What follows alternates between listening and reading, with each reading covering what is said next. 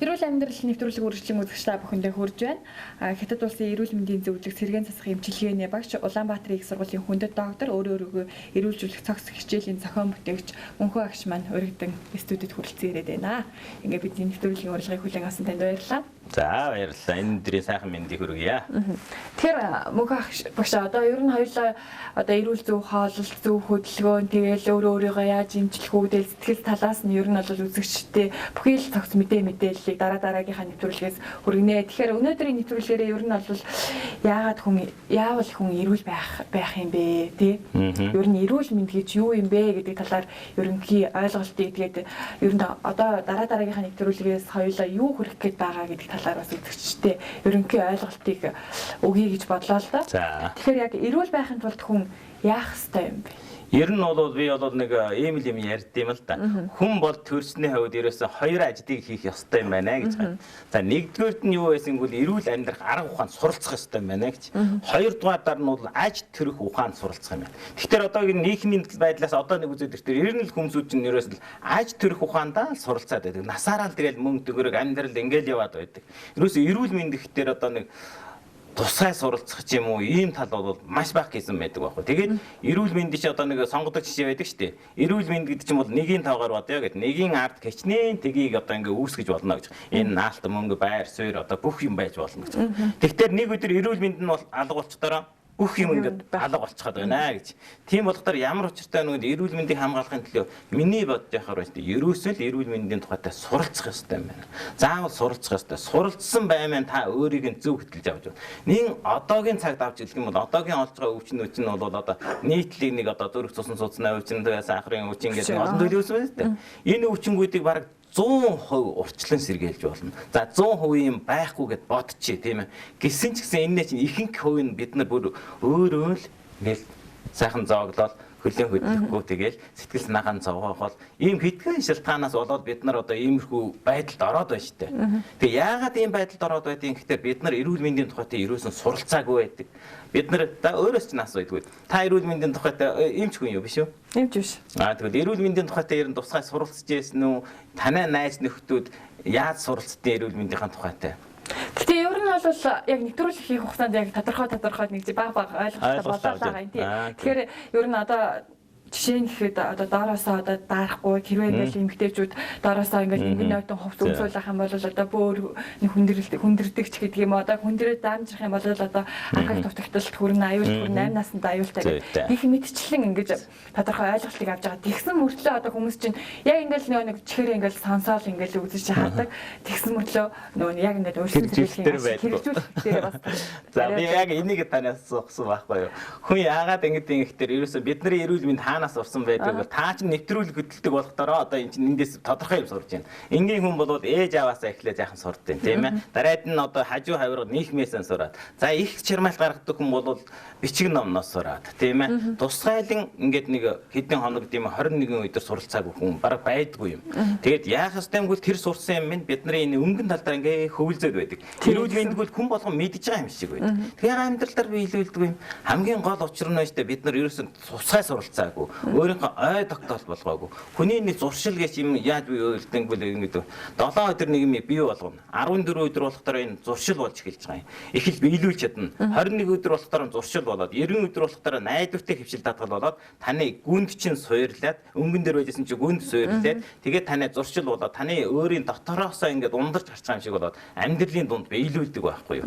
Тэгвэл эрүүл мэндийн тухайтай суралцахгүй болохоор энэ нь биелэгддэг үү? Тэгээд өнгөн дөрөө байгаад байдаг байхгүй. Тийм болохоор л би одоо энэ эрүүл мэндийн тухайтай суралцах бол туйлын чухал юм шиг үү гэдгийг л хүмүүст ойлгуулъя гэж бодож байгаа байхгүй. Тэгэхээр энд одоо нэг хоёр их чухал тал байдаг юм л да. Энэ өдрөөс эхэл гэдэг нэг нь. Хоёр нь бол одоо эрүүл хүнийг бий болгоё. Жишээлбэл одоо эрүүл Монгол хүнийг бий болгоё. Эрүүл Монгол хүнийг бий болгоход ямар чухал асуудлууд оршиж байна. Энийг сурах хэрэгтэй байгаа байхгүй. Жишээлбэл миний хичээл дээр нэг сууж ясан нэг жирэмсэн бүсгээ 5 сартай гэж байгаа.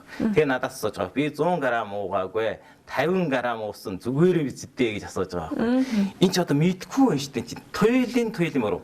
Одоо бидний нэг энэ нэг насны хүмүүсүүд юм одоо хүмүүсүүдийг ямар хүн гэдэг юм бол ерөөсөн тохиолдлын хүмүүсүүд гэдэг. Ээж аавынхаа хайраар байгaalынхын журмын дагуу төрж өсөд идэв болчихсон юм аа. Одоо хэрвээ ийм хүний бий болгоод ингээд дураар нь байгалийн журмаар ингэж одоо хамааргүй байх юм бол яад юм бол ерөөсөө нүгэл үлдэж байгаатай адилхан юм аа гэж. Тийм болохоор эрүүл мэндийн тухайтай суралцаад яах ёстой юм бол 6 сар ээж аав болох гэж байгаа хүмүүсүүд одоо энэ залуучууд сонсч л байгаа хөөхтэй энэ төрөлийг. За ингээд ээж аав болох гэж байгаа хүн 6 сарын тутамд одоо яах ёстой юм бол биеийн цэвэршүүлэх ёстой. Та зөв хооллоо. Та тэр одоо олон тамхи, арх, ундаа, өнгөтэй бодис химийн үйлдвэрлэлийн юмнуудыг багасгаа. Өөрийн гараараа хоолоо хийж идэ. Зогштой яа. Бити уурал бачимдаа. Уурална гэдэг чинь ердөөсөө ингээл асар их хэмжээний химийн бодис биеийн дотор үүсэж ийн гэсэн үг байхгүй. За энэс үйлээр ярих юм чи. За гих зэрэг зогштой хөдөлгөөн хий. Би сая одоо тэр хэлжсэн тэр юу вэ штэ. Сахартай хүн зүрх цусан судасны өвчтэй хүмүүсүүд, тарган хүмүүсүүдийн төрсэн хүүхдүүдийн англи улсын судалгаанд байна шүү дээ. Энэ 40 ийм хүнээс төрсэн хүүхэд 55 насны өмнө зүрхний эрсдлээр өвчлөх юм уу одоо бүр цаашаа явах ийм хэмжээний ерөөсөн 35-аас 45% хүртэл ийм их өндөр байна гэж байгаа. Тэгэхээр та энийг мэдхгүйгээр ийм хүүхэдтэй болж байна шүү дээ. Жишээлбэл одоо манай нэг найз одоо иймэрхүү байж байгаа хүүхэд нь одоо сахартай, өөрөө сахартайсан хүүхэд нь одоо сахартай. Энэ гिचнээ их буруу юм. Энэ нүгэл үлдэж байгаатай адил ойролцоо байна. Тэгвэл та тэр үед нь шүү дээ өөртөө 6 сар хичээгээд өөрийнхөө биеийг зөв аваад яваад тэгээд одоо эрүүл хүүхэд төрүүлэх болцоо байна. Байгаад ингээд эрүүл хүүхэд төрнө. Эрүүл хүүхэд төрүүлээд одоо энэ тэгээд сан зөв хэмжүүлээд нэгдүгээр хавтан биелэгдэж байна. Хоёрдугаар нь бол бид нар одоо энэ өдрөөс эхлэе 80 настай хүн ч оройтхгүй. Одоо миний хичээл зуугаад одоо 80 настай эмээр хичээл зуугаад одоо эмнэлгээс гараад 2 өдөр болоод ирсэн гэж байгаа байхгүй юу. Тэгээд хичээл зуугаад одоо тэнд одоо сайхан сэтгэл санаа хоол унд бүх талаар тохиолдол 5 өдрийн дараа 83 настай эмээ шүү. 5 өдрийн дараагаар орой болгон товтонд оргил амралтын бүжгэнд орсон гэдэг өөрөө яар.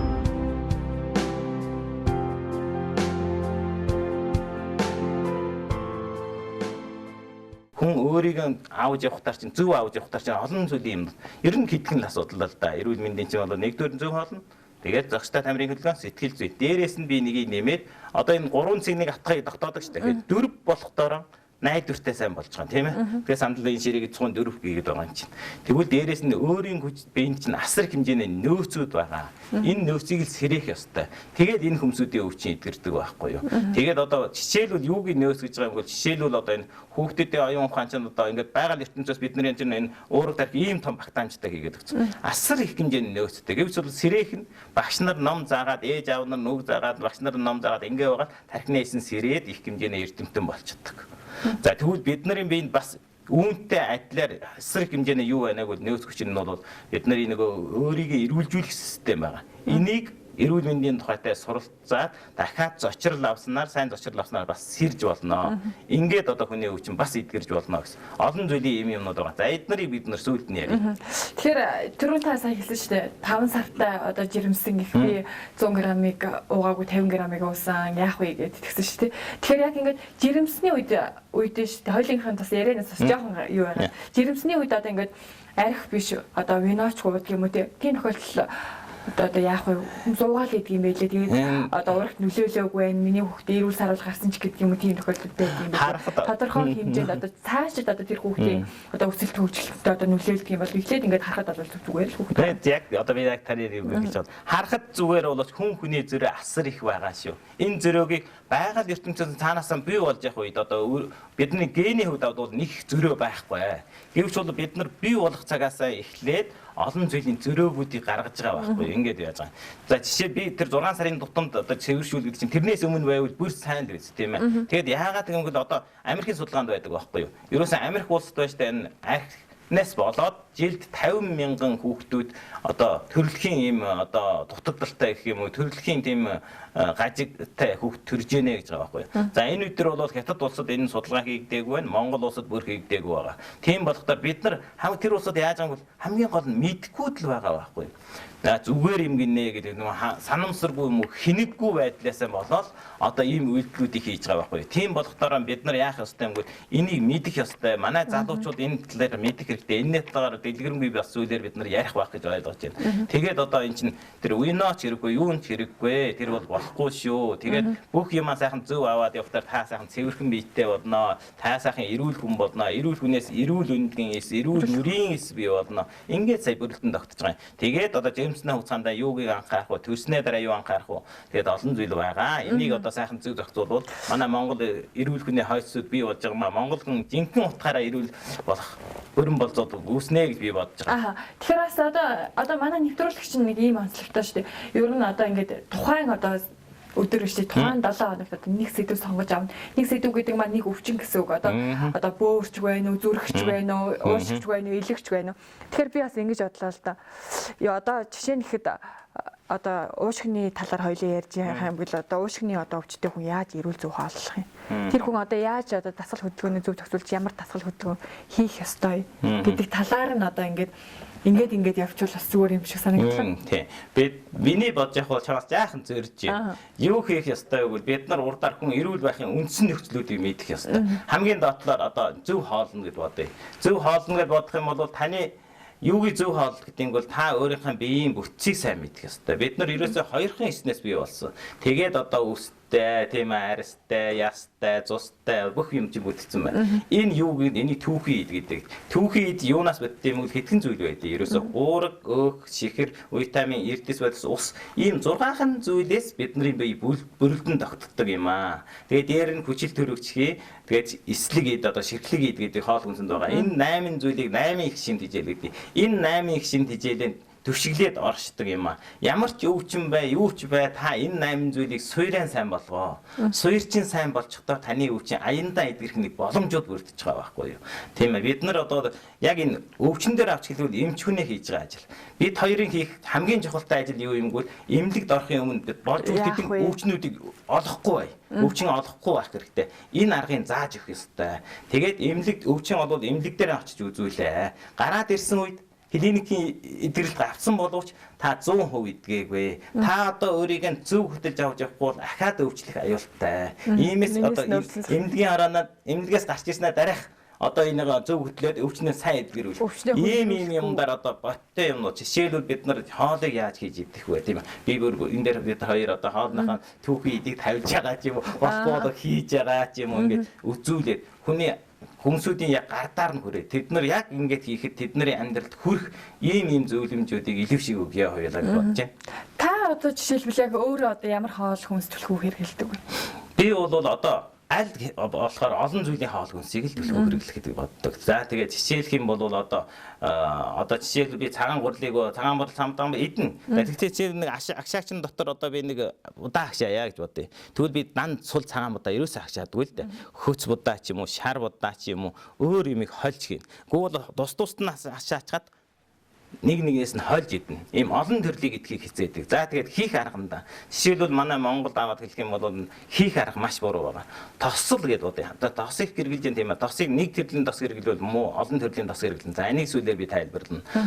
Жишээлбэл хийх арганд бол тосыг хийгээл 120 градус болохтол ерөөсөн маш их муу зүйлсүүд үлдсэн. Дотор нь байсан сайн чанарын витамин, эрдэс бодис тусдуу витамин төрлүүд, өөхөн гүчлүүд, омега 3 муу гэдэг олон зүйлийн юм сайн юмнууд устчихдээ юм аа. Тэгээд жаахан халаад ирэхдээ сөрөг тос гэж юм үүсдэг юм аа. Сөрөг тос нь зүрх цусан цуцнаа өвчнийг үүсгэнэ.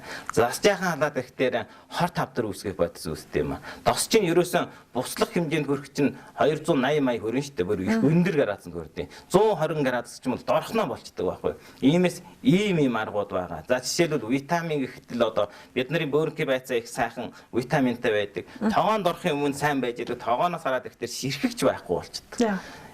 Устцсан шүү дээ. Бидний хоол гих аргын зохишгүйгээс болцож байгаа байхгүй. Хийх зэргийн нарийн аргуудыг бид нар сайн тайлбарлаж хүмүүст ойлгуулъя. Тэгээд хоолоо яаж хийх вэ? Хэдэн төрлийн хоолыг идэх вэ? Ямар арга зам байна? Тийм ээ бид нар боттойгоор бид нар хий хоосон юм ярих шаардлага байхгүй. Бид нар боттойгоор одоо энэ дээр Монголд одоо ямар хоолыг яаж хийгээд идэхэд болох юм бэ? Яг амьдралд орох. Жишээлбэл одоо хэмчиний байцааг байна шүү дээ. Хэмчин болгоод идвэл хор идж байгаатай адилаа. Хэрвээ түүнийг байна шүү дээ болгоод идвэл хоол идж яана гэж бод.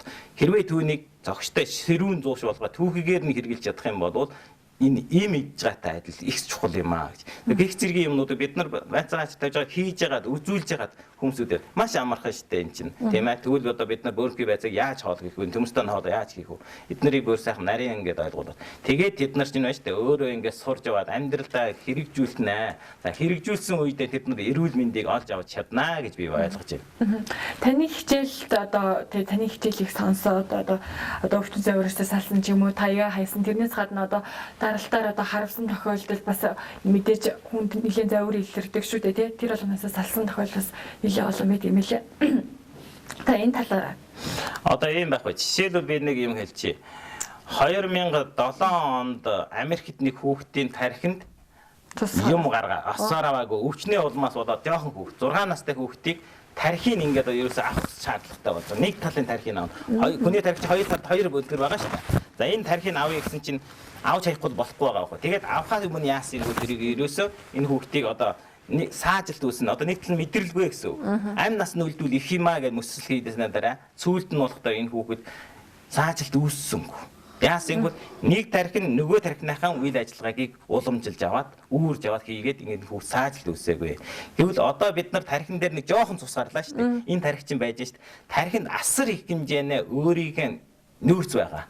Энэ хэсэг нь ажиллахгүй энэ хэсгээр орлуулах байж байгаа. Нэг хэсэг нь аваад хайцсан ч гэсэн нөгөөх нь орлож болж байгаа байхгүй. Тэгвэл яах юм бол бидний хичээл суусан хүмүүсүүдэд бол би зааж өгдөг байхгүй. Та одоо тэр хэсэг чинь одоо ажиллах юм байсан. Тэгвэл нөгөө хэсгээс сэрэх үйл ажиллагаа явагдана. Миний хичээл сууснаар зөв амьдрах, эрүүл амьдрах арга ухаануудыг суралцнаа. Суралцснаар барахгүйгээр танд өгж байгаа зочрлууд энэ олон хичээлийн системчилсан хичээлтэй миний тэр чинь бол нэлээд удаан 5 6 төрлийн системчилсан хичээл явагдав. За энэ хичээлийн дагуу одоо бясалгалын хичээл байна, одоо тэр тамир дасгалын хичээл байна, зөв хоолтын хичээл байна, тэгээд ярилцах хичээл байна. Олон хичээлүүд. Энэгээр дамжаа таны эрүүлжих эс чинь өөрөө сэрж байгаа юм аа. Сэрхтэрэн таны одоо тархлагын систем чинь сайн бол хот хатарч идгэрсэн байгаа миний хичээл дээр. За тэр таягаан хайсан хүмүүсөө, за тэр энэ саажилтаас болоод одоо хөл гарын сайхан болж байгаа улсууд. Тэр улсууд ч юм шүү дээ. Энэ нэг хүний нөөцүүд байгаа байхгүй. Энэ системчилсан хичээлийн дагуу таныг сэрээж өгч байгаамаа. Таны тэр нөөцүүд чинь сэрнэ. Сэрхтэрээ та эрүүл болноо. Эрүүл болох нөхцлүүд тэнд бүрдэж байгаа байхгүй. Тэрнээс би бурхан багш шиг ингээд аваад хайж байгаа юм ерөөсөн байхгүй. Би хүнтэй адилхан хүнд ер нь онцгой чадвар гэдэг юм баг байхгүй гэж би ойлгодог. Зөвхөн энэ хийж байгаас өөрийгөө зөв хөтөлж авч явж байгаа хичээлд орсон. Тэгээ олон хүн цугларсан. Гих зэргийн олон юмнаас болоод одоо олон хүний өвчин идэж байгаа. Одоо би чинь одоо зэргийн засах клиникийн эмнэлэг дээр оргил аршаан дээр банк өдөр болгон 4 цагаас хойш 6 цагийн хооронд өдөр болгон хичээл явуулж байгаа. Тэнд маш олон хүмүүсүүдийн өвчин эдгэрч байгаа. Одоо тэрийг бас бид нар болж өгөл хажуу хүмүүсүүдтэй танилцуулъя. Тэгээд яг за өөртөө хүмүүсүүд бас очиод хичээлсөө үн төлбөргүй шүү дээ. Үн төлбөргүй шүү дээ. Ингэж явагдаж байгаа юм аа. Ер нь бид хоёр нэвтрүүлэг хүргэж байгаа явцдаа ер нь ямар нэг ямиг одоо рекламдах биш те ямар нэгэн ашиг сонирхлоор хийх зүгээр л хүмүүст одоо эрүүл зөв байхын төлөө те эрүүл болохын төлөө л одоо ингэж хамтарч ажиллаж байгаа юм шүү гэдгийг хэлэхэд таатай байна.